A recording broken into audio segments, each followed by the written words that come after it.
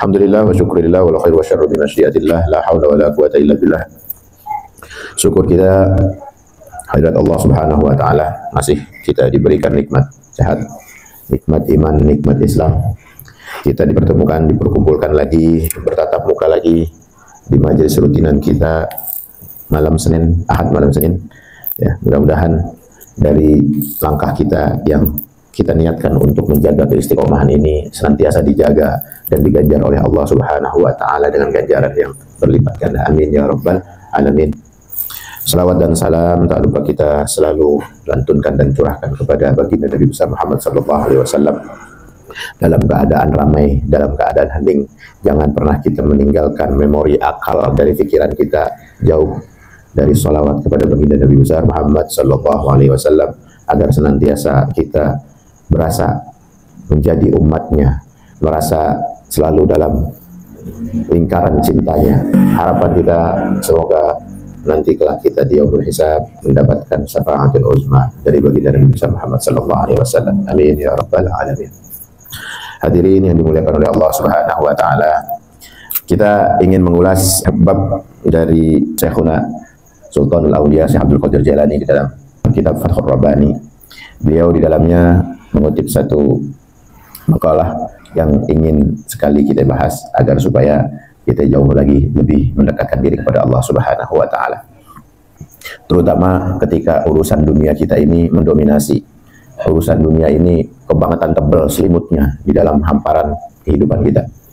Kita pengen urusan dunia boleh, tapi jangan tebal-tebal banget. Ya, biarin dia tipis-tipis aja dah. Karena kita yang balik yang banyak itu adanya di akhirat besok. Jadi beliau mengatakan tinggalkanlah urusan dunia dan akhirat serta segalanya selain dia. Siapa itu? Allah Subhanahu wa taala. Maka akan datang padamu ketenangan dari setiap sisi. Ya, yaj'alu fihi ar-rahatil bal. Segala sisi kita merasakan kebahagiaan dan perlindungan oleh himayatu fi kulli janib. Dari perlindungan dari setiap sudut. Ya. Yakhudhuka maulana azza wa jalla min jihatika sittah. La yabqa li ahadin min khalqi 'alaika sabila. Jadi Allah menjadi pelindung dan menjadi penjaga yang total kepada kita ketika kita berpasrah diri kepada Allah Subhanahu wa taala atas urusan dunia dan akhirat kita. Tidak ada seorang pun yang dapat mencelakakan kita. Enggak beliau. Jadi akan terhalang kalau kita ini masrahin diri sama Allah, akan terhalang hijab-hijab yang mencelakakan kita. Akan ada benteng.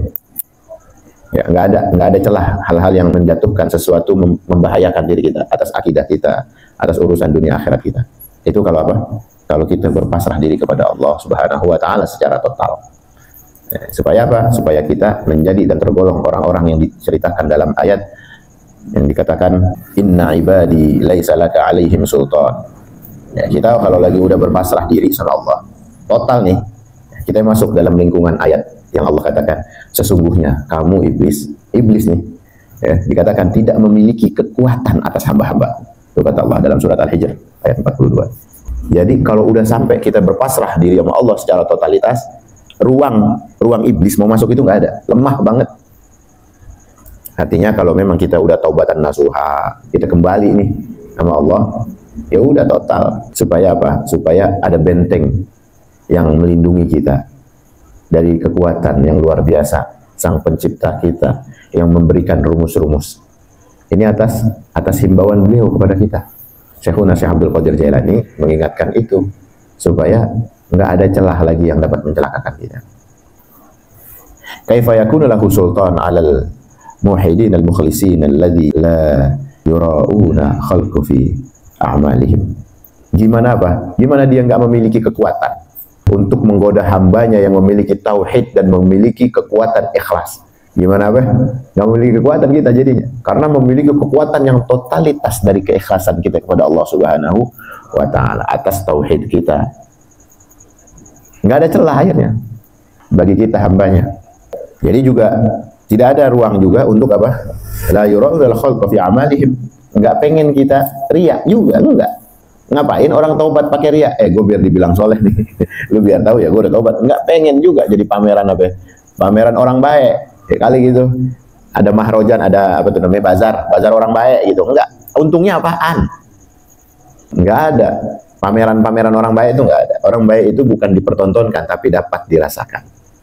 Pada sikap seseorang, bila muncul satu bentuk kebaikan hidayah dari Allah Subhanahu Wa Taala, nggak pakai diomongin, tapi apa?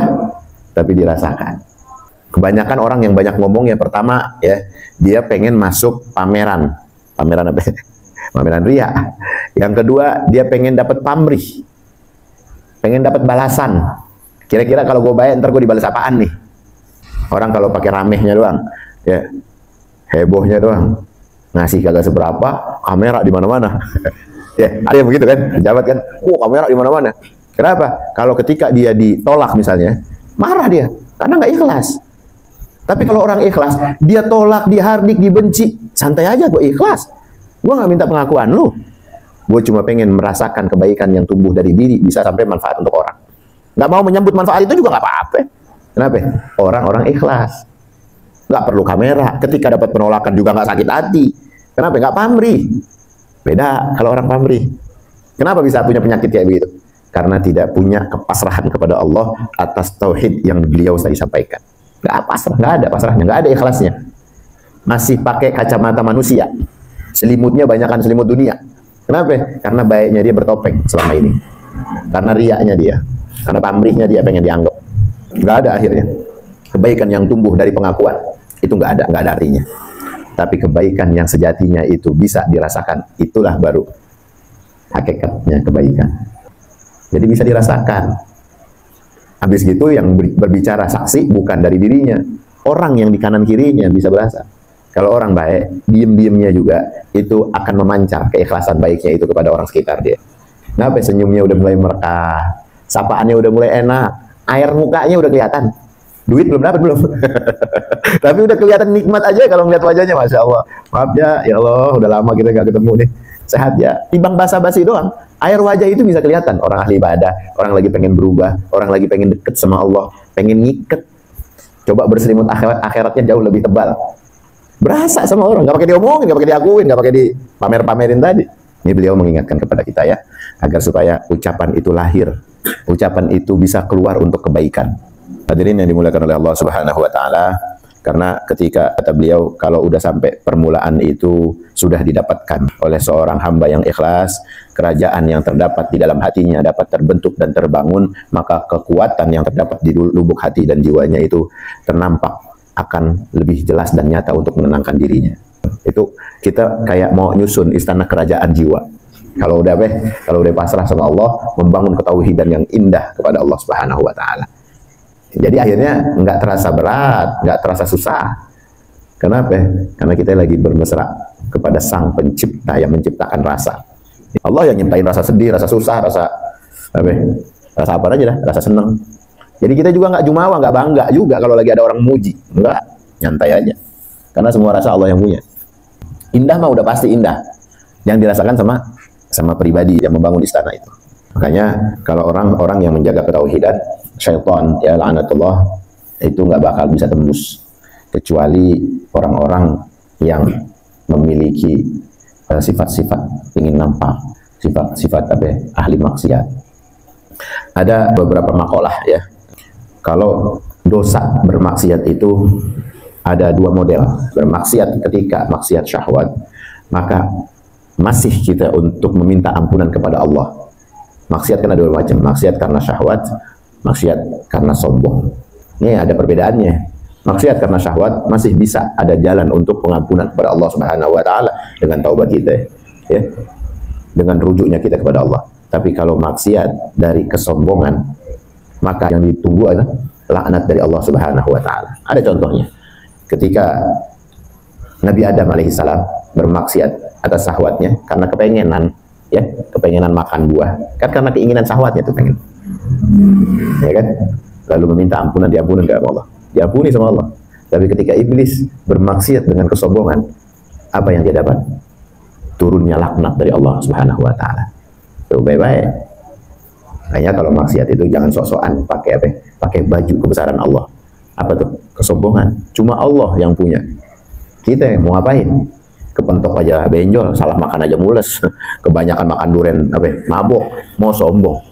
Jadi kita jangan sampai yang punya rumus ini kita jadikan satu himbauan kuat, bermaksiat itu jangan punya celah kesombongan. Ya, salah satu benih-benihnya ada ujub, ria, bangga, ngerasa dirinya benar. Karena kalau ada panggilan azan, panggilan qomat, kita pegang dada kita, ya Allah, jauhkan dari sifat kesombongan. Datang ya Allah. Makanya syukur, alhamdulillah masih dengar azan, masih dengar qomat, masih menikmati lantunan-lantunan ayat, masih.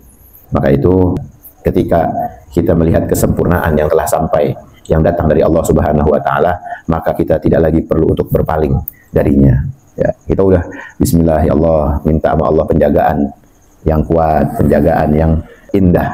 Ya, kita selalu minta jangan ditinggalkan oleh kerinduan kita sama Allah, supaya syukur kita nikmat terus. Ya, bisa khusyuk sama ibadah. Waktu itu kita minta, ya Allah, syukur ya Allah, kau telah menghinggapi rasa syukur ini. Dengan apa? Dengan kekhusyuan. Kita ingat syukur sama khusyuk aja itu luar biasa udah. Nyantol dikit dari sekian banyaknya waktu. Ya, dalam sholat panjang kan istilahnya. Kalau orang menikmati itu rasanya nikmat panjang, nggak cepet nggak. Beda kalau orang isinya cuma apa? Ya selimut dunia. Ada sholat mau pengen cepet, kagak terasa nikmatnya. Tapi coba kalau kita bertakbiratul ihram aja, nggak lama. Tapi seolah ketika kekhusyuan itu kita gapai, waktu itu diberhentikan oleh Allah, diperlambat. Ada yang pernah ngerasain gitu? Kayak lambat nih, 5 menit nih. Coba kita lambatin aja. Sesungguhnya kebaikan yang memang dibangun atas dasar cinta sama Allah, dia lagi menabung keberuntungan yang akan terhampar setelah dia ibadah. Habis ibadah nih, kan habis itu waktu banyak banget tuh hamparannya. Itu lagi ditampung, karena apa? Keberuntungan-keberuntungan yang lagi kita bikin. Lamaan dikit, kita ngadep Allah. Khusyuan dikit, apalagi banyak. Khusyuan dikit aja kita habis gitu lega. Orang sama kita gampang ketemuannya.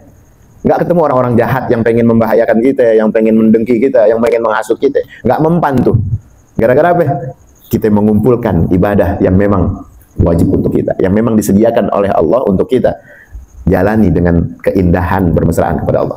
Enggak lama kok, enggak lama. Orang kayak pengen belajar khusyuk, Allah juga demen. Allah senang lihat hambanya belajar khusyuk. Demen, Allah jauh lebih senang daripada seorang ayah ya, yang demen ngelihat anaknya lagi latihan jalan. Kita kan demen ngelihat latihan ngomong, latihan jalan. Belum bisa jalan, dia bakal jatuh kita tahu. Tapi kita kan demen dia berusaha sendiri. Allah jauh lebih senang ketika hambanya apa? Belajar dan berpura-pura. Gitu. Apalagi beneran. Beda kalau orang setengah-setengah. Orang kalau pikiran yang ngentengin, gampangin nasihat, ya, ngentengin ibadah, ada. Setan masuk, wah gede banget celahnya. Kayak panah menusuk kolbunya. Nggak mempan sama nasihat siapa juga, sama Habib, sama guru, sama teman, sama orang tua. Bisanya apaan? Bisanya kapan?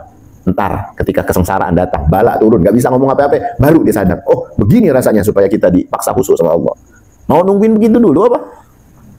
Kan enggak kan? Apa nunggu begitu dulu baru kita dengerin banget nasihat guru? Ya Allah, pengen banget kita ngaji lagi kayak dulu. Kan enggak.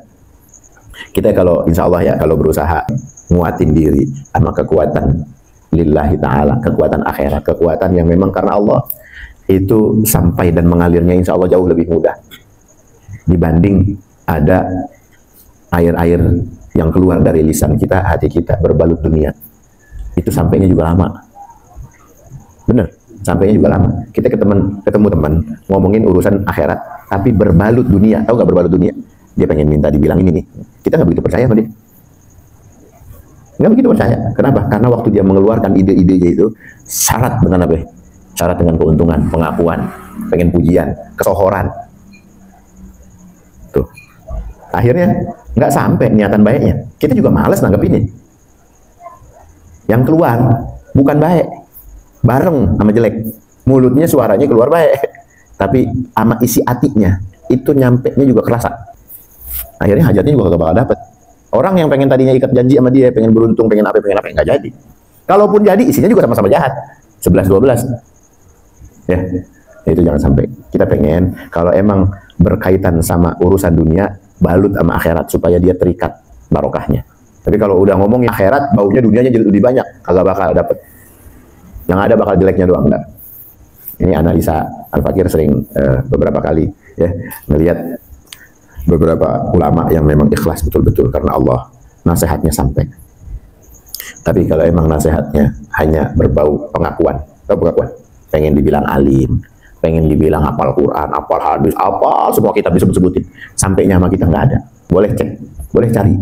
Tapi kalau memang tulus yang dia sebutkan kebesaran Allah atas memori seorang ulama, maka berkahnya pun sampai sama kita. Walaupun ceritanya udah lama dan usang, tetap aja waktu kita yang dengerin, ya Allah.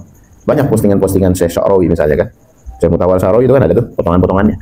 Lihatin, sampai sekarang walaupun beliau udah nggak ada, nyentuhnya rasa. Berapa banyak ulama-ulama yang baru nih, yang keren-keren banget, ya. Dia punya analoginya canggih-canggih banget, tapi karena nggak berangkat dari hati, ada balutan-balutan kotoran dunia, maka itu pun terasa hanya singgahan-singgahan seketika doang. Itu berkaitan sama hati. Karena ini sebetulnya ada nasihat-nasihat dari Sultanul Aulia Syekh Abdul Qadir Jailani, ya, supaya apa? Supaya kerajaan itu bisa disampaikan kepada rakyat yang ada di sekitarnya. Apa itu? Rakyatnya adalah pelayan-pelayan amal soleh kita. Kerajaan itu adalah ketauhidan dan keikhlasan dan kepasrahan kita sama Allah. Gitu. Setelah ikhtiar semuanya, kita pasrah hasilnya sama Allah. Mau dia baik, mau dia buruk, udah cinta aja sama Allah. Jadi nggak ada kekhawatiran. Ya, udah sampai kategorinya ulama. Salah satunya apa? Innama yakhshallaha min ibadihil ulama. Ya, sesungguhnya hamba Allah yang paling takut kepada Allah itu adalah orang-orang yang dikategorikan sebagai ulama, atau orang yang dikategorikan ulama yang paling takut sama Allah. Mudah-mudahan kita dilindungi dari sifat-sifat yang membuat Allah murka. Amin ya rabbal alamin.